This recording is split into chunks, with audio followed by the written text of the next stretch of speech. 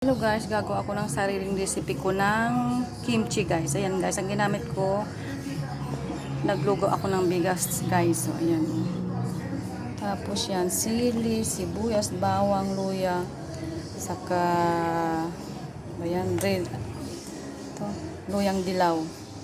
Tapos ito na yung gulay guys. So, nahugasan ko na to guys, binabad ko muna sa asin, tapos pinatulo ko dito, tapos saka ko hinugasan. Itong lugaw guys, i-blender ko siya guys kasama na itong mga ricado niya. Saka ko ilalagay doon sa gulay. Ilagay ko na yung lugaw guys sa blender. Ayan. Ay grinder pala guys. Ito yung gulay. Saka na lang natin siya i-grinder. Guys, grinder na natin.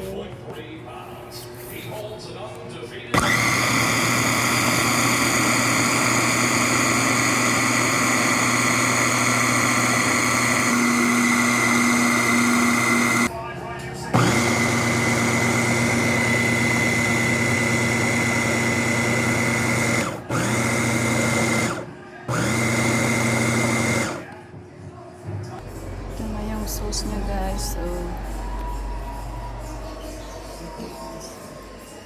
hindi siya gaanong makulay na gulay niya guys. Palamigin lang natin tong sauce niya guys, saka natin ihalo yung gulay para iwas panis.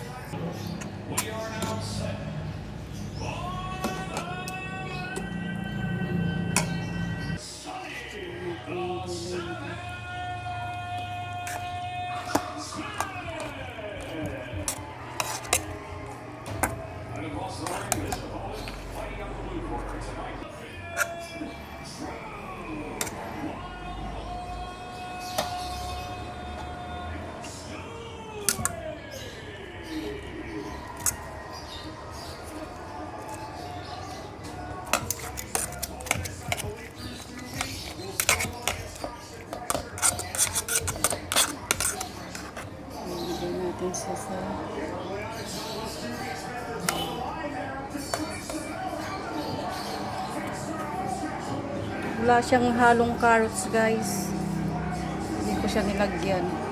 Ang nilagay ko lang na pampalasan niya guys is magic sarap saka patis.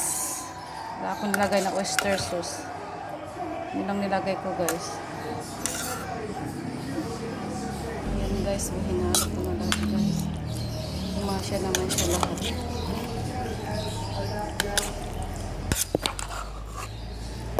Lagay ko na siya sa lalagyan. Minsan. Uman.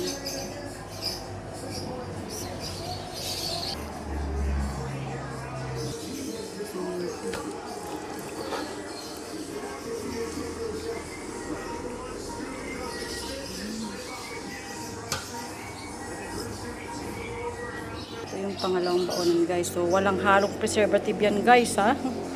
Hindi. Yung magic sarap lang. Saka wala nang ibang halo. Sili lang. Kasi kayong sinabi ko, nabanggit ko ng mga ricado niya guys. Diba?